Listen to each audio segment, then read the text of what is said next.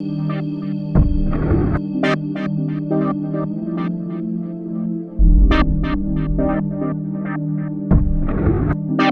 Coffee Break de hoje está com Elsa Veloso. Ela é a CIO da DPO Consulting e vamos abordar, e por isso convidámos a Elsa Veloso, aquilo que constitui uma quebra de privacidade ao abrigo do Regulamento Geral de Dados, que é o assunto falado nestes últimos dias, que é a violação de dados que a Câmara Municipal de Lisboa fez ao divulgar dados pessoais de cidadãos russos. Bom dia, doutora Elsa Veloso. Isto incorre em multas pesadíssimas.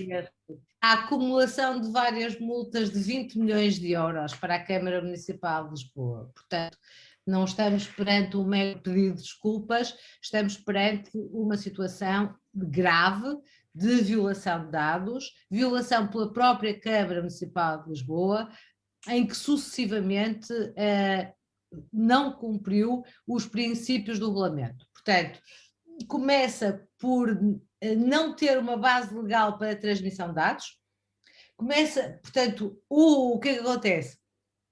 A Câmara tem o Decreto-Lei 406/74, que é o Decreto-Lei que regula as manifestações. Ao receber esta competência dos governos civis, recebe igual competência. E a lei diz expressamente que sim, que deve recolher os dados de 3 promotores, mas não diz em sítio nenhum da lei que esses dados têm que ser transmitidos a terceiros. E a transmissão de dados a terceiros está devidamente regulada no regulamento. Mas vamos começar.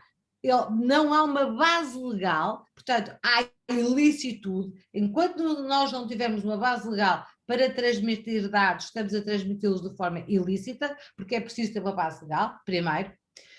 Não é o direito à informação, isto é, a Câmara Municipal de Lisboa tem uma política de privacidade onde espelha o seu direito à informação para os titulares dos dados. O que é que acontece?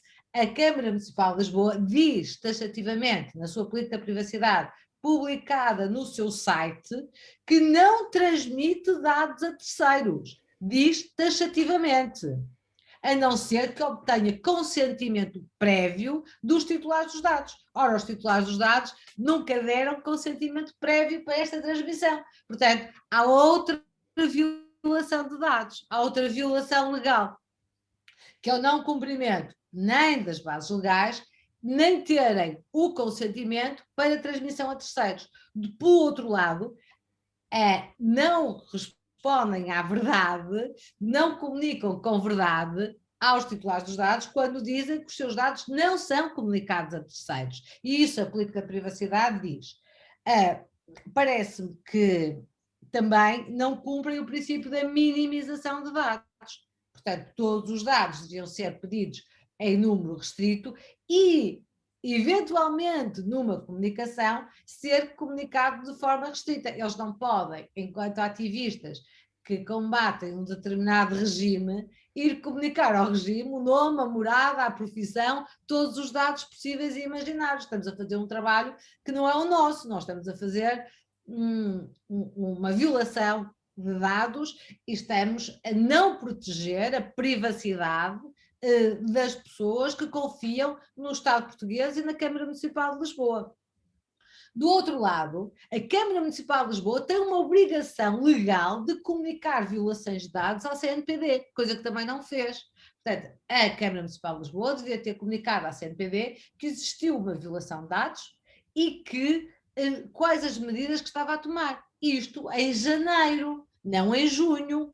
Portanto, há 72 horas para comunicar à CNPD uma violação de dados. E isto também não foi cumprido. Portanto, temos aqui muitos incumprimentos legais que dão lugar, cada um deles, a uma multa de 20 milhões de euros. E não é com o simples pedido de desculpa do Sr. Presidente da Câmara Municipal de Lisboa, que vai abrir um inquérito interno, que isto se resolve, porque ele devia ser informado. Ele tem um DPO nomeado, um encarregado de proteção de dados, que tem um nome que foi publicado, mas não importa de momento, a que deveria dar, a quem deveriam ser dados recursos para dar treino de informação a toda a Câmara, para estarem sensibilizados para este tema e poderem falar deste tema a todas as pessoas que lidam com dados pessoais. Portanto, Também, nada daquilo. sim, sim. Há também uma coisa curiosa que é os cidadãos russos ficam a saber desta comunicação através de um e-mail que lhes é chegado, onde é divulgado todos os sítios para onde foram enviados, ou seja, a autorização para a manifestação. Esta também é uma demonstração que existe da parte da Câmara Municipal de Lisboa uma péssima hábito de formação aos seus funcionários, porque ninguém envia hoje em dia um e-mail com os contactos das outras instituições a descoberto.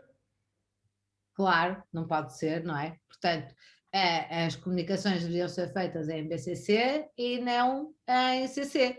Portanto, naturalmente, que houve um descuido enorme por parte da Câmara Municipal e é por isso que nós tomamos conhecimento, todos, deste Mas tema. acha que esta é um descuido ou é mesmo falta de formação? Ou seja, a partir do momento em que o Regulamento Geral de Proteção de Dados é uma lei e a Câmara é obrigada a nomear um DPO, que o tem, que está nomeado. Esta falta de condições a este DPO, eventualmente, que não teve ainda tempo para uma estrutura tão grande de dar formação a todos os funcionários de todos os departamentos que comunicam na Câmara, sendo um organismo político e público, acha que devia ser feito uma maior ou mais incisiva Eu organização? acho que falta a tocar no ponto certo, que é assim, as câmaras municipais têm todas a obrigação de nomear encarregados de proteção de dados. Pessoas que, segundo o artigo 37, têm que aconselhar a mais alta administração, isto é, o Presidente da Câmara, para poderem efetivamente cumprir com o Regulamento Geral sobre proteção de dados. Esta é uma obrigação legal.